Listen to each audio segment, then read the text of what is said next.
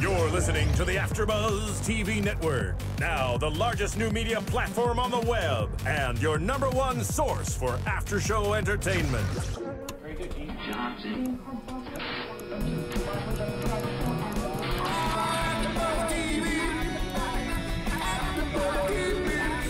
The AFTERBUZZ Studios in Los Angeles, California. Presented by Maria Menounos and Bing.com and streaming live thanks to Akamai Technologies. This is AFTERBUZZ TV's Ray Donovan After Show.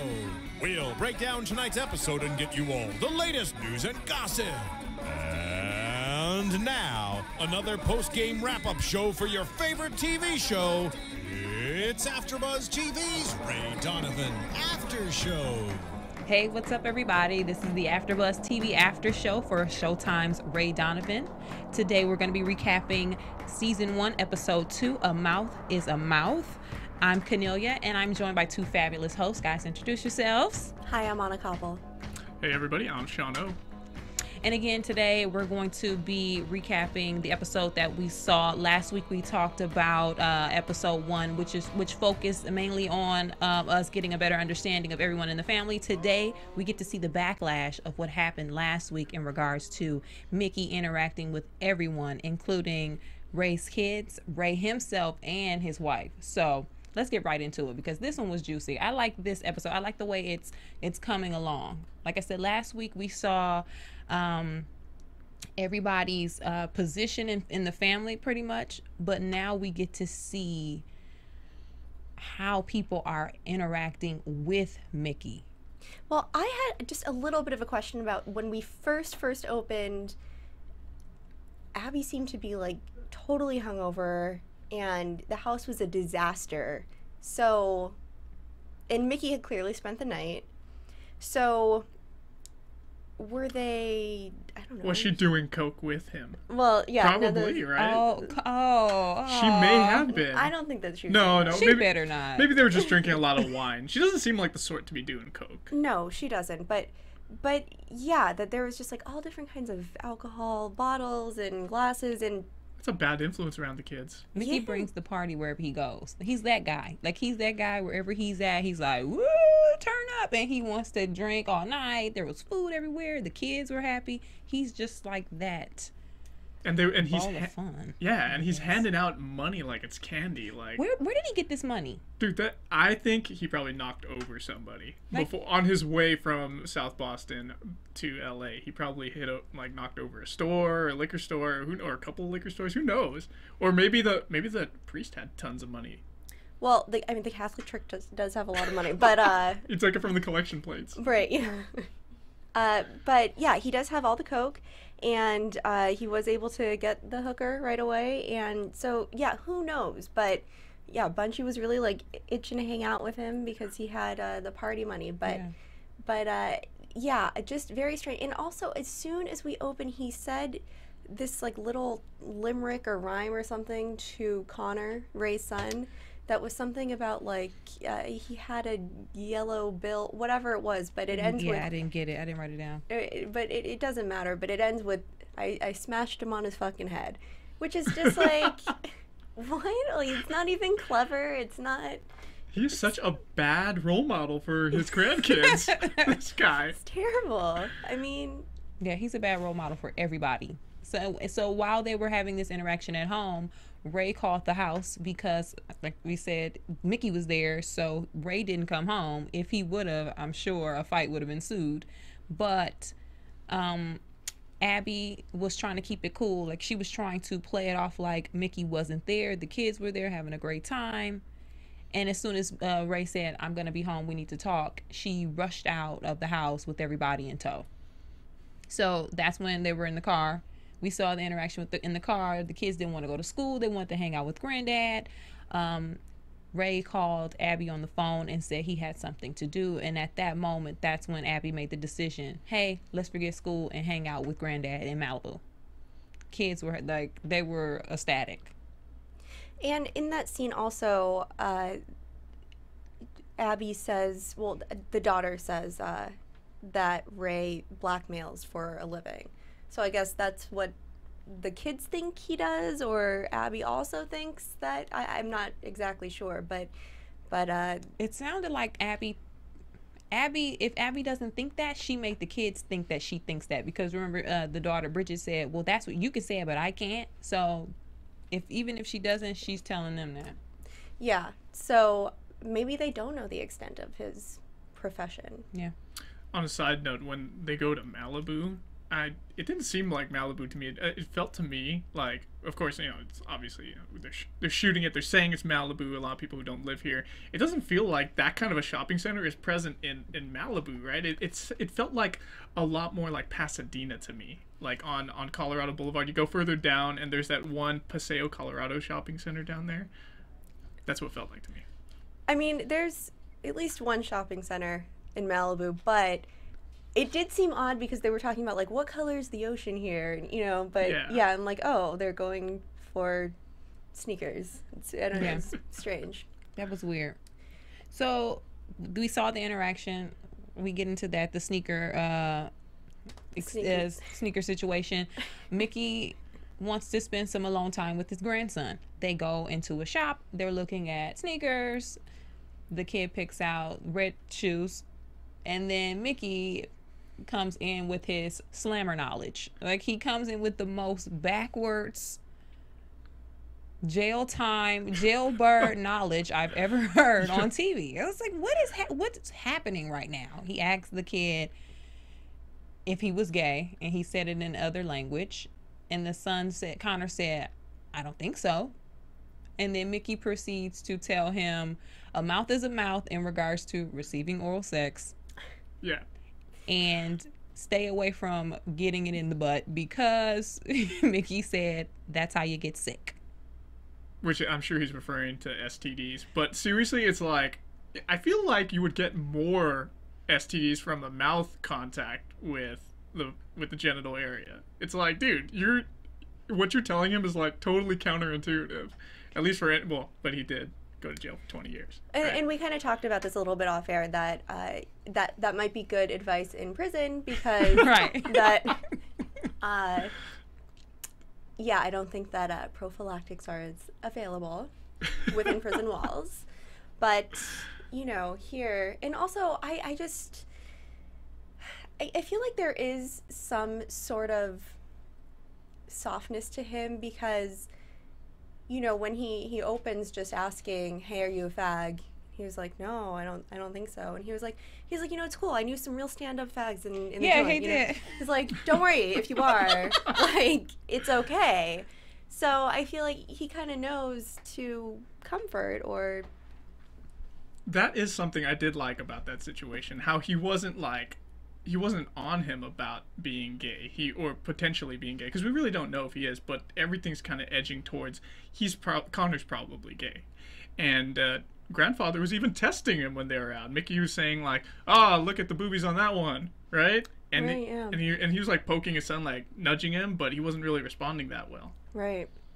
Well, this shows you. I'm pretty sure Mickey didn't pick. This isn't something you pick up.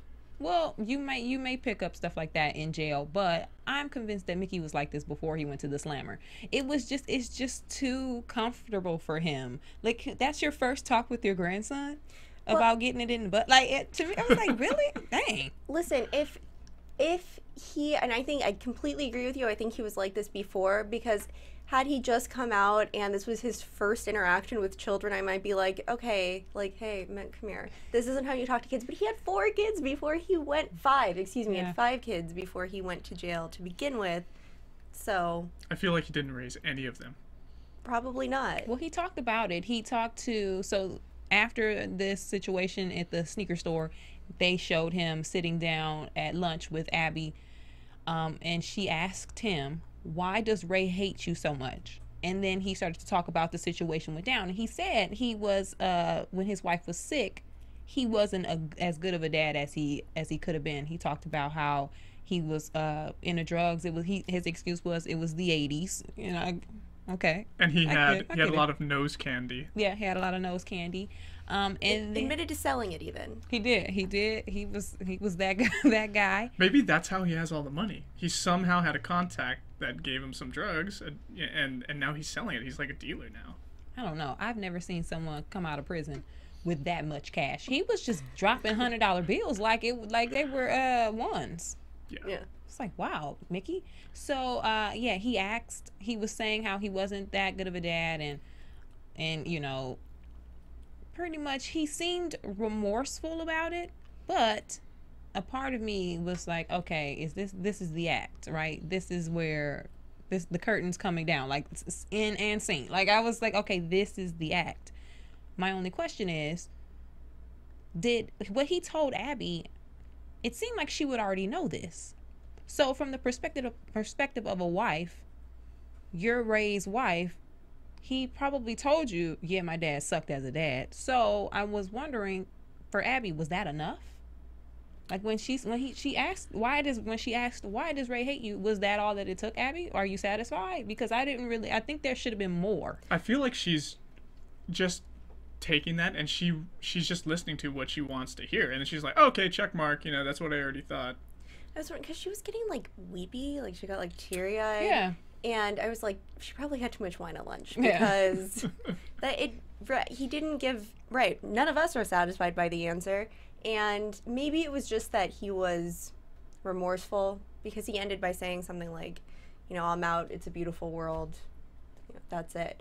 And also he did kind of suggest that he had some resentment for Ray, because he was like, you know, I was in there 20 years, I guess it's not enough for him.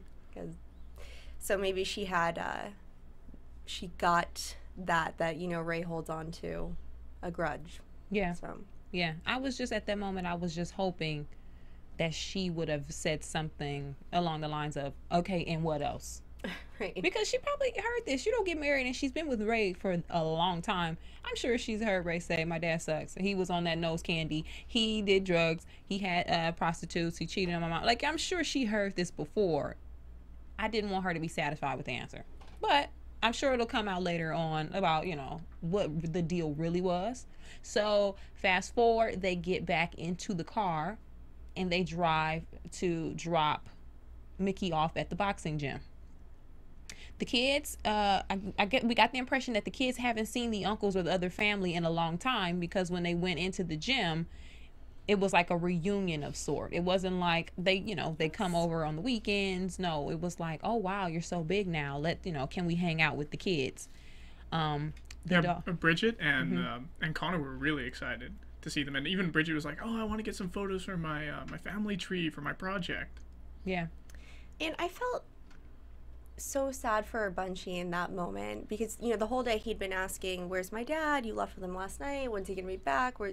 And most of the time I was thinking, well, he just like wants to get high with him or whatever. But then when they were leaving again, Abby's like, yeah, we've got to get out of here. He's like, we just got here though. And I just felt like he was so like lonely and like desperate for that family connection. I just felt really sad for him. Yeah, it was like that. And even with Terry, when Terry was talking to Bridget, you can see that they miss the kids.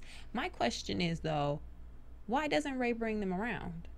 I think he feels like they're just trouble. Like, even though Ray clearly loves them, all of them as brothers, I feel like a part of me wants to say that he's kind of helping them out a lot. Like, he's probably making enough money to take care of his family in Calabasas and take care of them too. Like, he probably gives them money quite a bit. It seems like they have that protected safe box that's in the office that Bunch was like trying to break into. Maybe that's where they put Ray's money that he gives them. Yeah.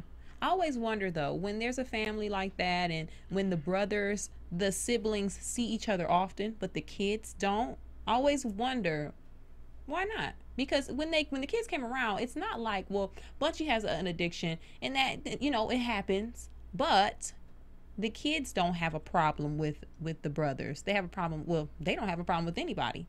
Ray has a problem with Mickey. So, you know, I was like, oh, that's nice that the kids get to hang out with the uncles, but then I was like, well, dang, why not? Well, I will probably learn about it more. I suspect that Ray wants to ultimately protect them from Mickey. You know, they are very sympathetic to Mickey.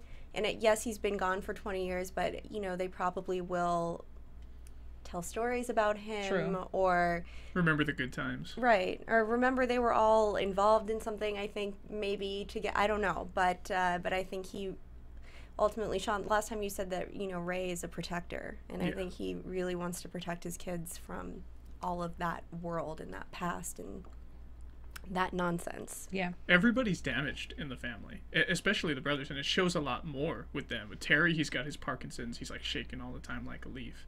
And that's good that he has his boxing studio, so that they're probably making a little bit of, you know, money off of there, like using it as a business.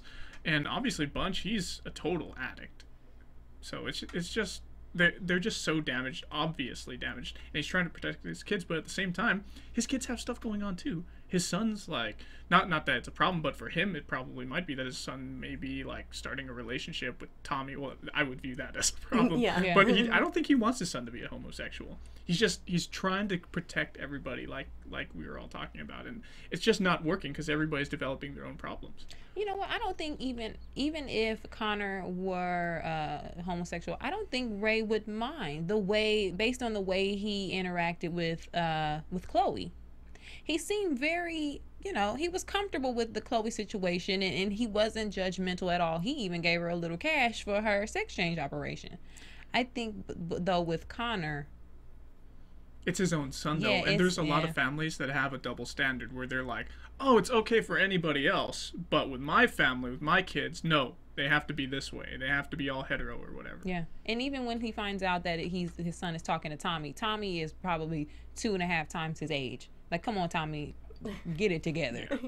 But while we're talking about the brothers, let's go back real quick. Daryl was at the studio, and that was Abby's first time meeting Daryl. She had the interaction with him, and she said to Daryl, do you mind if you don't meet the kids? You know, they don't know you. I need to try to, you know, break this into them. He seemed a little sad at that moment. I felt bad. I was like, oh, you know, that's sad. But Ray didn't know you either. Well, I thought for sure in that moment that Mickey was going to introduce them, but it didn't happen. So. It did look that way. But I guess, yeah, he knows some boundaries, unlike when he, you know, grabbed the phone out of Connor's hand. And I feel like he does kind of push boundaries with Abby, just to kind of see where she is, maybe? I'm not sure. But yeah, but the kids did not meet Daryl, was your original point. Yeah. And when that was happening, I was wondering, they knew about Daryl for 10 years. Daryl knew about them for 10 years. Daryl was okay with Ray never knowing for 10 years. Seeing him in and out of the studio, that's a big secret. It's one thing for the brothers to keep the secret, but it's one thing for Daryl to be the secret in plain sight. Like, he was the blatant secret. Ray would come in, hey guys, hey brothers, and then Daryl's like, you're my brother too, but he couldn't say anything. That sucks. Yeah. That sucks. But we'll see more of that. But also Daryl, we saw Daryl got into a little issue. We can talk about, well, we're going into that now. Let's talk about Sean. I got a little off track, guys. Don't worry at home. So we met Sean. Sean, the background on Sean, we found out that he came to LA, struggling actor. He was in LA, needed a little extra money. He went to Boston and killed Mickey's girlfriend. High on his cocaine. How Mickey found out that it was Sean, I didn't catch if they really got into that. I don't think they did, but that's what they set Mickey up for. Now, Sean was also the one who showed up at Ezra's wife's memorial last episode. That's right. Okay, that's right. That was Sean. We're like, who was that guy? But that's him. So he doesn't look very Latino anymore, does he? He did. He showed up. He did last episode. That's why I was like, oh, that's him. The same guy. But yeah, he got this threatening picture. It was of Mickey and himself, and it said "good times" on it. Which is such a vague threat, right? any police officer who sees that, they'll be like, so you're commenting on this photo and saying you had fun. Yay. Right. I mean, but that's the kind of thing that you can't take to police officers. Yeah. You don't understand. See, I killed his girlfriend. Yeah. He's threatening me. How do you know? Because he wrote "good times" on the photo. He's threatening me. don't understand the situation.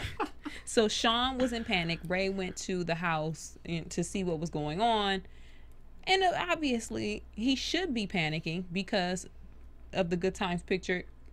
He assumed Mickey came onto his property and, planted the picture. So Sean, felt the need to tell everybody how distraught he was. Ezra was there as well. Sean brought his baby out, made everyone sniff the baby's head just because he wanted everyone to know that he had a family and something to lose.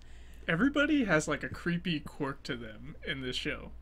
Yeah, Sean. Yeah, I was like, wait, why are we smelling her head? Yeah. What? Okay. Let's make it more real. Let's make it like, I have a family. You remember the smell. Yeah. I know, but yeah, I'm like, what is he going to do with this baby? Is he going to threaten to kill the baby if they don't take care of this? What's going on? Now he's just making them smell a baby. It was a weird scene. It was odd. Yeah, it was weird. So we found out later that Mickey drove Daryl to the house. Daryl jumped the gate and planted the picture. And Lena, their contact that they use for all the like video stuff, she was the one who backed it up, enhanced the images, and they were able to find that. Mm-hmm. So Ray had his right-hand man, whose name I still haven't caught. Avi. Avi. Well done. Thank you. Yes, I finally got it. Avi met Daryl in the alley and kicked his ass. Right. Obviously, Ray could not handle this one. Yeah, he couldn't. Yeah, no, absolutely not. And he even Avi even stapled the photo to his chest. Man, that's brutal. And I didn't think he beat him up that badly, but later on he didn't even get up, and Terry had to go out there and find Daryl there, just like comatose in the alleyway. Yeah, he gave it to him good. The good that I think will come of this situation is that, obviously now Terry and Daryl at least are going to see Mickey's not the best guy. Yeah. Because look at what happened now to Daryl. And the last scene of that, and the last frame of that scene was Terry yelling out Mickey because he saw Mickey's picture with Good Times written across the picture. Right. Well, and that's exactly why he stapled it to his chest, so that they would know. Yeah. This is why. Because Daryl may have still had loyalty to him or whatever and felt the need to lie on his behalf, but wasn't going to happen. He probably wants to get in good with all the brothers and Mickey because that's family for him, Yeah. Yeah. Well, I'm sorry to interrupt you. No, go ahead. Didn't Claudette, his mother, didn't she die? They never said. I'm assuming he never said Claudette was dead. They just said, that lady Claudette that Dad was sleeping with, or his girlfriend. But they never. I don't recall them ever saying if she died or not. No, I don't either. You never know, though.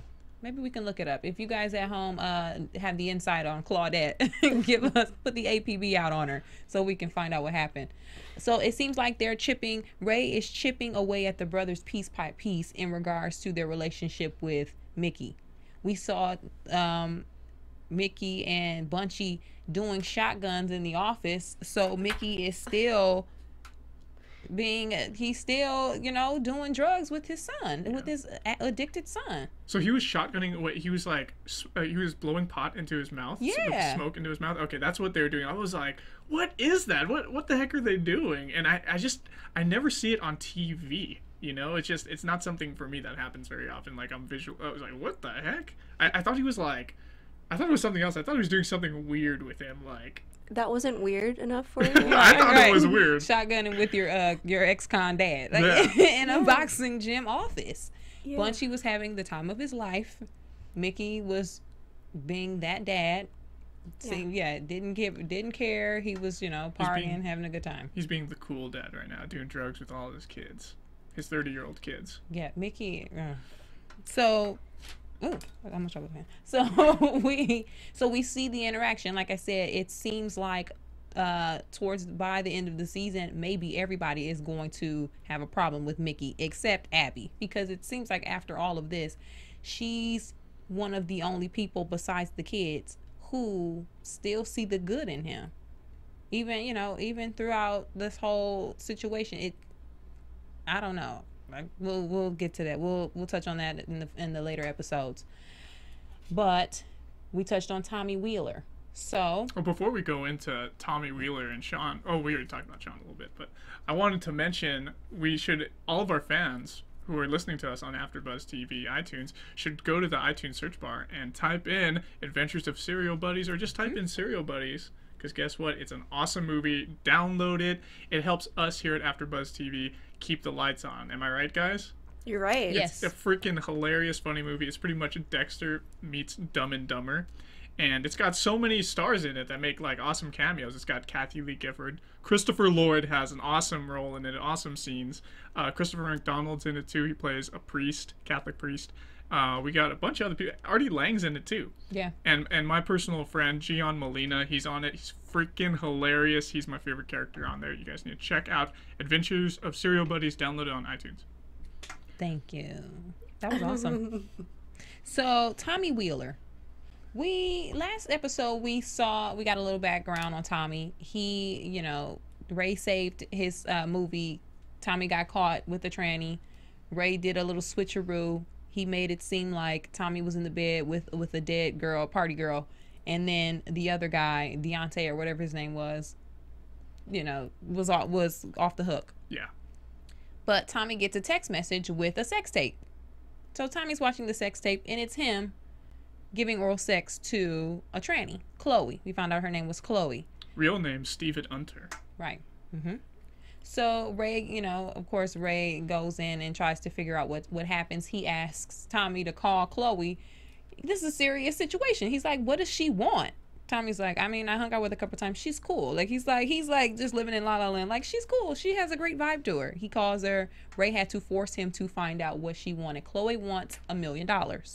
And initially, Tommy was like having a social call with her. It's just like, hey, what are you wearing? Right. And Ray had to slap him on the back, and they had to be like, dude, What are you doing? This Yeah. is not what you called for, man. You're not calling her to get more sex.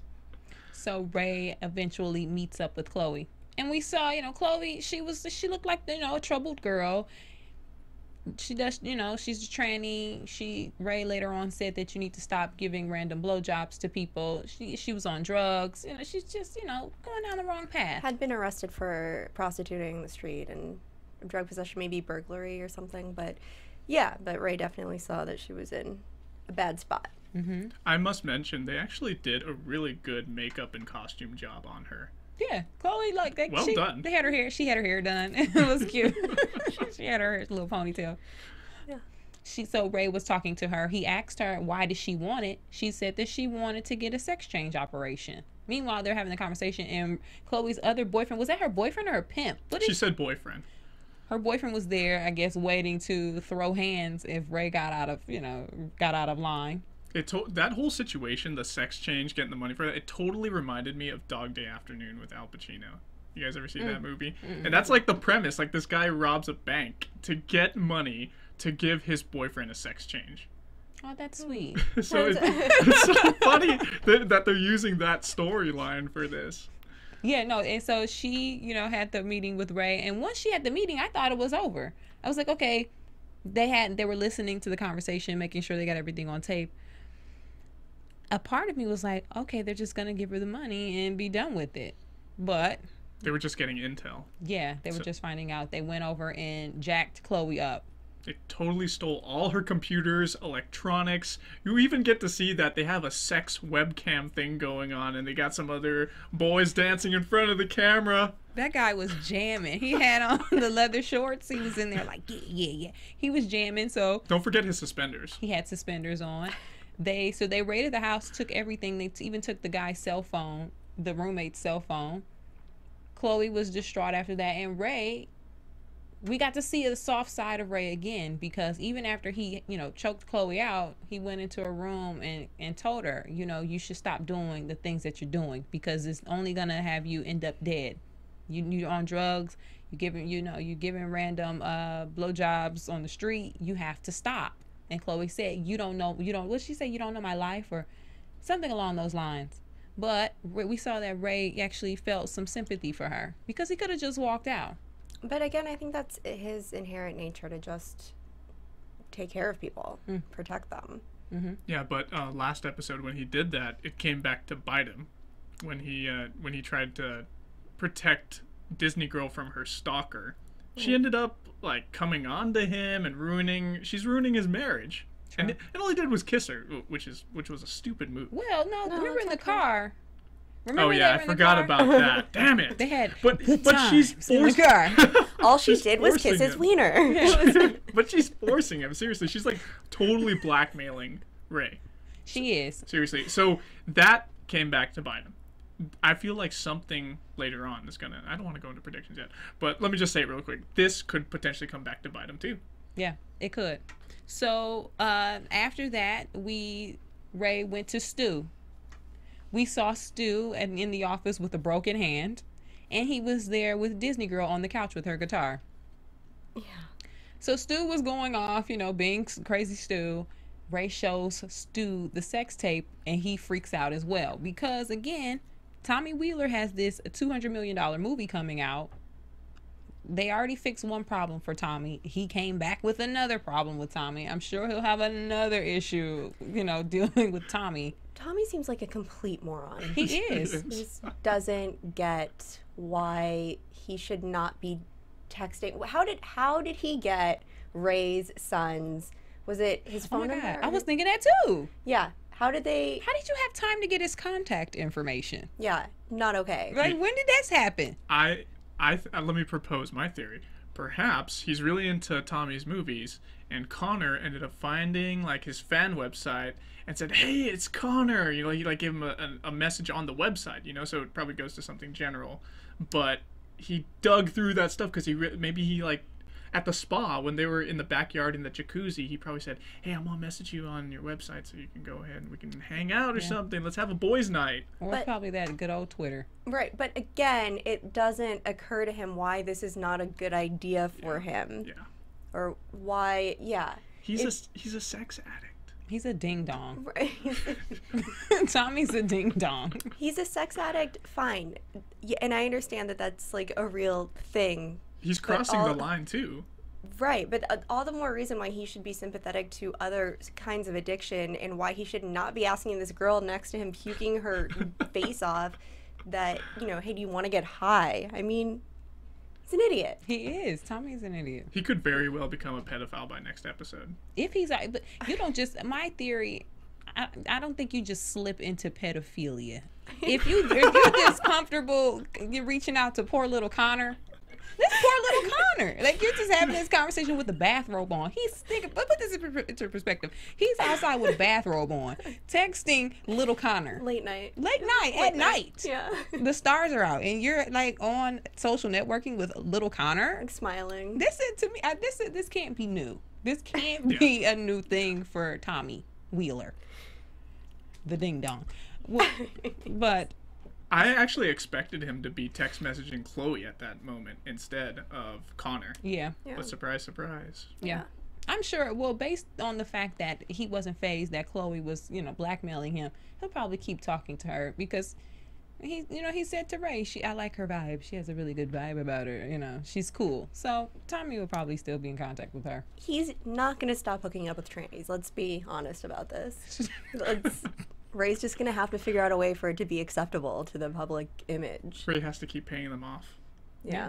So let's talk about that. Ray went to Stu. Stu opened up his safe and gave Ray a stack of cash to pay off Chloe. He only gave Chloe a part of the money for the actual sex change operation. Lena dropped the money off. Yeah. Now, when she gave that envelope, I was like, oh, that's a really small envelope. Yeah. Now, did it show exactly how much money Stu gave Ray? No. It didn't. Mm-mm. Okay, so, But we saw Ray take the leftovers in his hotel room and put them in the safe as well. Oh. So that was the last scene when Ray had the cocktail and he took the stack. So he gave him a pretty large stack. My question is, Ray, what are you doing with this leftover money? I feel like that still might be for Chloe. I don't know. I think he's just using it because that's his job. He's got to make money somewhere. He's a hired goon. Yeah. That's his profession. Yeah. Well, we'll see. I'm sure the money will emerge again from the safe. But that was good for Chloe. Chloe, you know, she wasn't expecting it either, and it was sad. I felt bad for Chloe because she, you know, came to the door. She had her house clothes on, like she was already like moping around. She had her little top knot, her little bun at the top, like she was, you know, ready for bed. And to get this, even though she tried to blackmail Tommy, she got choked out. Like it was a nice moment for Chloe. I was happy for her. Yeah, I agree. Yeah. So towards the end of the episode, we see Ray's interaction with Mickey. The final fallout of the episode. Mickey's at the boxing gym. He's trying to clean up. You know, it's dark. Ray emerges from the nighttime, from the darkness, and has a conversation with Mickey. At that moment, I kind of thought that Ray was going to put the gun to his head. I didn't think he was going to actually shoot him. I didn't think there was going to be a conversation, though. I thought it was just going to be, stay away from my family before I shoot you in the head. Bye.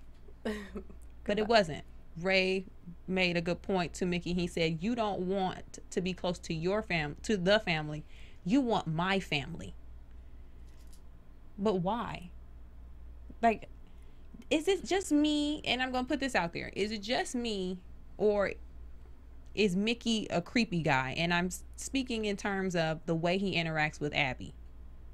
Like, he had the thong and he was like, go buy yourself something sexy. And like, he even put the money. Weird. He even put the money in her, like, in her blouse, Right. which is very provocative. It's like, dude, you're doing that to like your daughter-in-law? Come on. Right. Yeah. So is it just him being a creep, or is Mickey, does he want Ray's family, meaning his wife?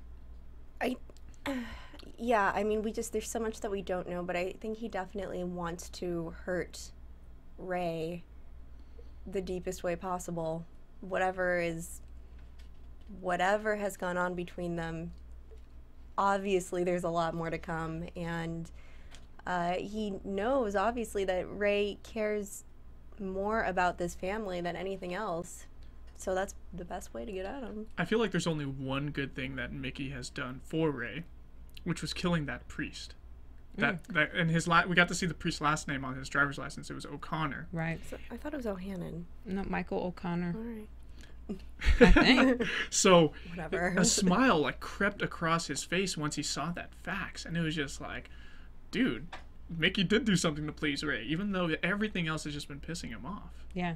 And that was really, like you said, that was really creepy. Like it was just like, I was like, okay, are you happy now? Are you happy with Mickey, or are you happy that the priest is dead? Like, what is it? Maybe he doesn't even know that Mickey did it exactly. Well, Mickey told him. Yeah, He I did. told him Oh last yeah, time. he told me. But yeah. Yeah. And so, and I'm not sure that was for Ray specifically. Again, last episode they said that everybody was molested, that all of the, I don't know. Yeah, I guess all of them, all four of them were molested. My only question is, if Ray does what he does and he has no problem fixing problems, why didn't Ray do anything to the priest this whole time? Because that's essentially that's his job. He could have. But no one's paying him to do it. Sometimes it's personal, though. You know, it's a personal job. Do you feel like Ray just, I don't know, I don't feel like he just kills people without it being a job, though. I also think that when one is victimized by somebody, especially at a young age, it could be really hard to face them. True. When you're older. Yeah. Or good easy. point. I don't know. You know, thank God that did not happen to me. So I don't know really what a reaction would be, but I can imagine that if that happens at a really young age, it could be scary. Maybe that's why Ray couldn't go and face him. Right. Yeah. Well, we'll see. Another unanswered question unrelated to Ray. Who's Bernadette? Terry had the tattoo. We saw at the end he was in the mirror rubbing the Bernadette tattoo, flexing his guns because Yeah, the I nurse love that. said how buff he was looking, and Terry was oblivious to the fact that she was hitting on him. But him and Bernadette weren't married. That kind of stuck in my head. Not because I think it's like a super duper pressing question, but I want to know who's Bernadette.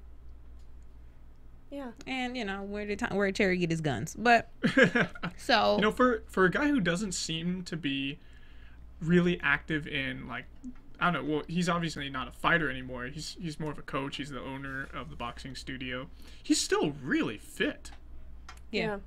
Well, he does it's boxing. A boxing workout is one of the best workouts you can do, and just training someone else alone, you can get a good sweat in. So you gotta hold the pads up, and you gotta take the hits pretty much. Yeah. So he's in pretty good shape for an older guy. But so that's that. I mean, this was a good episode. I like I said earlier, I like the way it's coming along. It's starting to get really juicy, especially now with the whole creepy smile at the end and the Mike in the O'Connor thing. That kind of pushed me over the edge. I was like, oh, okay, yeah, it's gonna be a good next episode. Episode 3 seems like it's gonna be really good. Wait, really quickly. So if it was O'Connor, do you think it's really weird that Ray named his son Connor? Oh wow, that is creepy. That is so weird. Okay. Oh. But maybe our fans can tweet at us and tell us what they think. I still think it's O'Hannon, but let's see. We can go back. We'll go back and check, guys. If you tweet us or hit us up on iTunes or YouTube in the comment section and tell us if it was O'Connor or O'Hannon, because if it was O'Hannon, that makes it a lot less creepy. Yeah. It does. I mean, let's let's be real. Yeah. All right, so let's get into some news and gossip. See if we got anything juicy to talk about. I got some things from up in the Twitter sphere. Oh. Would you like me to begin? Let us have it. All right, so Ray Donovan's Showtime account at @show_Ray Donovan tweeted hashtag Ray Donovan fans at Austin Nichols, which is Tommy Wheeler. Yeah, he plays Tommy Wheeler, and he spells his account name really weird. At AUS10, the number 10, so 10 Nichols NICHOLS will be live tweeting tomorrow's new episode East Coast feed. Follow him to follow along. So he was live tweeting tonight, which is really cool. Yeah. And I have a feel. Well, obviously they're probably going to have a cast member live tweet every week. So that's going to be something to look out for. And Liev Schreiber got retweeted as well by Ray Donovan, and he said at show Ray Donovan to the cast, the crew, and the amazing team at Showtime. Congrats, you deserve every drop of it. XOL. And additionally, Ray Donovan also retweeted Edward Norton, and he said hashtag Ray Donovan is a great new show. So twisted and funny, which is awesome to come from Edward Norton, because he plays such awesome twisted characters. Saw the first 2 episodes, highly recommend. Created by Ann Biderman, who is one of the best. Yeah. So that's pretty neat. And additionally, Pooch Hall, who plays Daryl, he tweeted from his account as well. Check me out tonight on the new TV show at Show Ray Donovan on Showtime at 10 p.m. You will be entertained. Thanks, y'all. Yeah. Thanks, y'all. And the series also was the highest watched or viewed series in Showtime history. So for a new series, it beat out every other show that's ever come on Showtime. That's a really big accomplishment. I was really happy to see that. Yeah, that's something to say, because Showtime has a lot of great shows, and I think this show has the most big time feature film actors that are getting on and hopping on the show. So it's really interesting. Yeah, it is. Well, Austin Nichols, who again plays Tommy Wheeler, will not be back until episode 9. So that's. Oh no!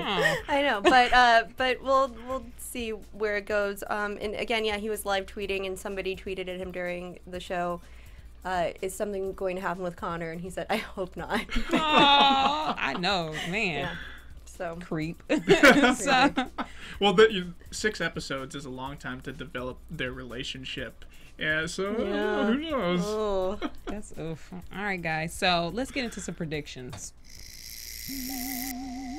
And now, your AfterBuzz TV predictions.